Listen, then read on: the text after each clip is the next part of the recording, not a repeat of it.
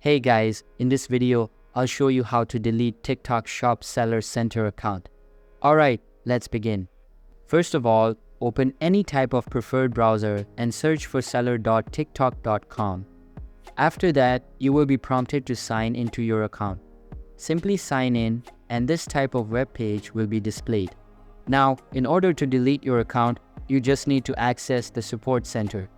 For that, click on the support icon at the top right corner and a new tab will open up. Inside the support page, you just need to type in delete account. Once done, the chatbot will provide some instructions that you can follow to delete your account. But before that, there are some requirements that you will need to fulfill in order to be able to delete the account. There's another way to close your shop. Simply head back to the home page. Click on My Account, Account Settings, and you will see this feature that they added named Close Shop Account. Whenever you decide to close your account, it's going to delete everything permanently and close your shop down for good. So, keep that in mind before closing your shop. In order to close the shop, click on the Close button, and then you want to follow these steps to close your account. So that's basically how you can delete TikTok Shop Seller Center account.